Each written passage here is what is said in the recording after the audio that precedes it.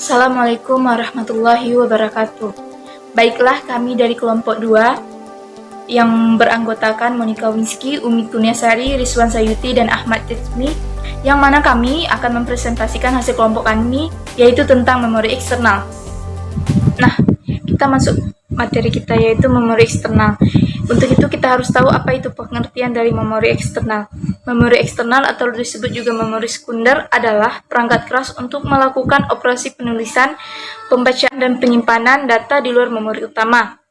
Memori eksternal adalah memori yang bersifat non-volatile, di mana data yang disimpan di dalamnya tidak akan hilang ketika sistem sedang mati. Nah, faktor-faktor apa saja yang dibutuhkan memori eksternal? Yang pertama yaitu dibutuhkan media penyimpanan data untuk jangka waktu yang panjang. Yang kedua, kebutuhan akan memori utama saja tidak mencukupi, sehingga dibuat memori tambahan untuk menyimpan data yang lebih besar dan fleksibel. Yang ketiga, semakin besarnya peralatan penyimpanan, maka dengan sendirinya menghargai waktu pemrosesan. Ciri-ciri umum memori eksternal yaitu yang pertama bersifat non-volatile, yaitu walaupun komputer dimatikan, data yang disimpan tidak hilang. Yang kedua, tidak berhubungan langsung dengan bus CPU, yaitu membutuhkan perantara untuk menghubungkan kedua perangkatnya. Yang ketiga, akses data cukup lambat, yaitu disebabkan oleh bandwidth bus yang lebih rendah. Hal ini dikarenakan adanya mekanisme perputaran head dan piringan magnetik yang memakan waktu.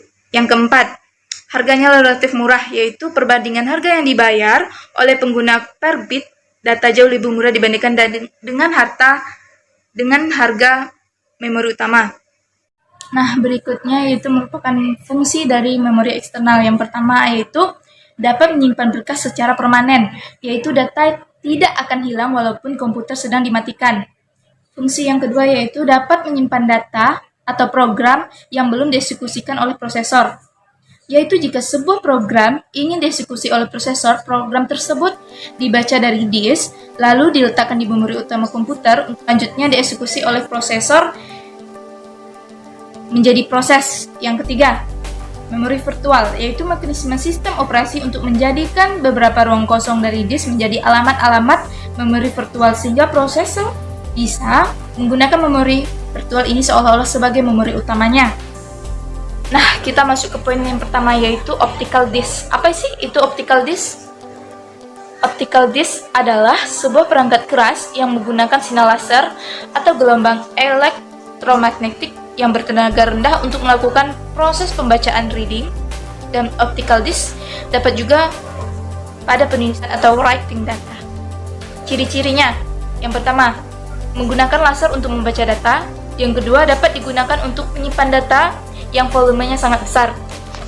Yang ketiga, dapat membaca secara cepat. Sejarah singkat optical disk, yaitu James T. Russell pada tahun 1970. Philip membuat audio CD pertama 1976. CD dipasarkan pada tahun 1982. DVD pertama dikenalkan oleh Jepang pada tahun 1996. DVD disebut juga Versailles disc. DVD mendapat penolakan dari banyak studio film. Suji Nakamura, profesor di College of Engineering UCSB, Sony, dan Pioneer menunjukkan prototype Blu-ray pada tahun 2000.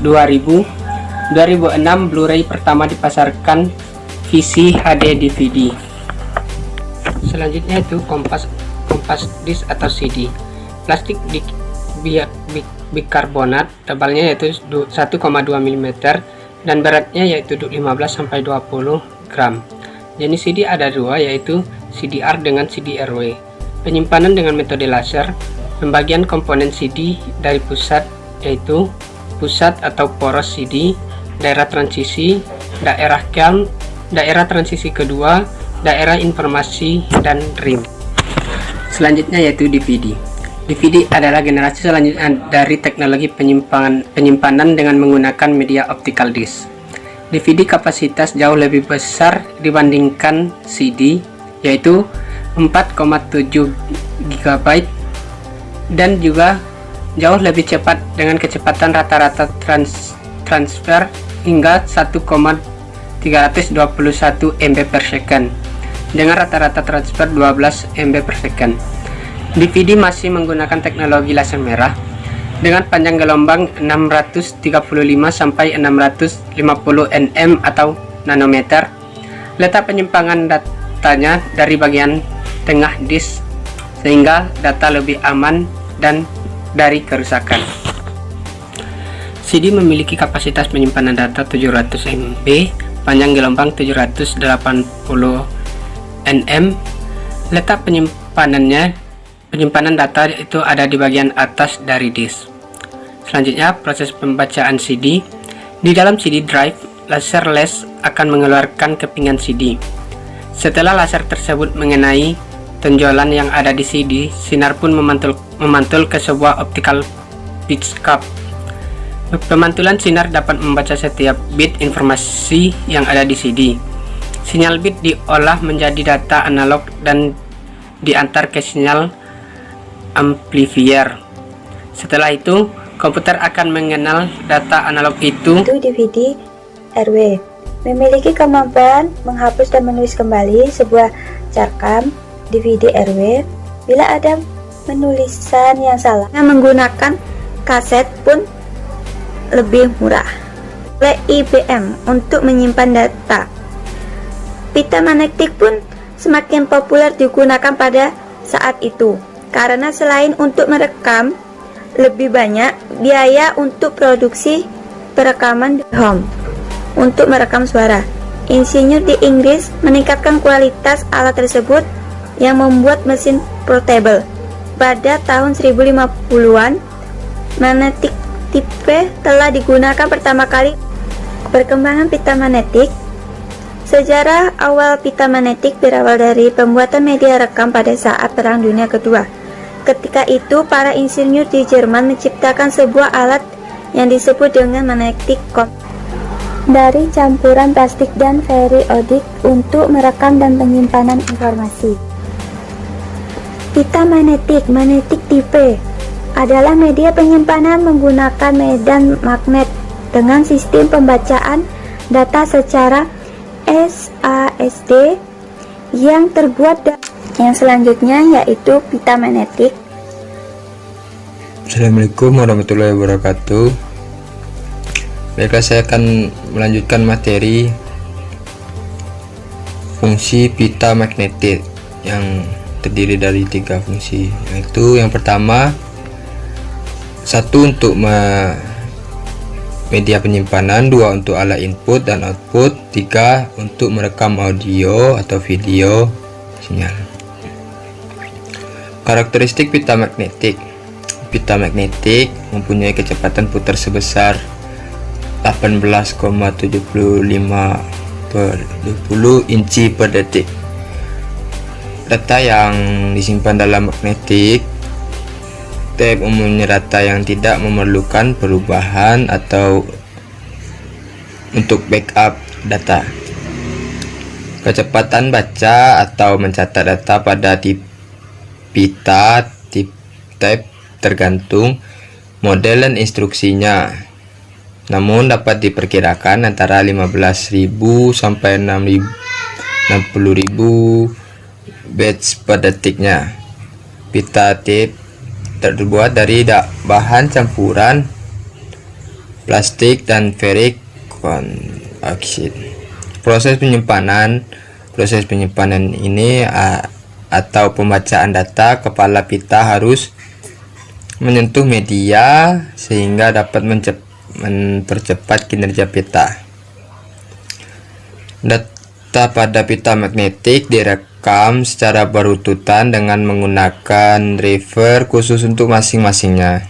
Jenis pita magnetik, karena perekam dilakukan secara bersamaan, maka untuk mengakses data yang kebetulan terletak di tengah, driver terpaksa harus memutar gulungan pita hingga head mencapai tempat data tersebut. Macam-macam pita magnetik terdiri atas 3. Yang pertama, reel to reel tape, yang kedua cartridge tape, ketiga cassette tape. Pertama, reel to reel tape bisa teman-teman lihat, ada gambarnya.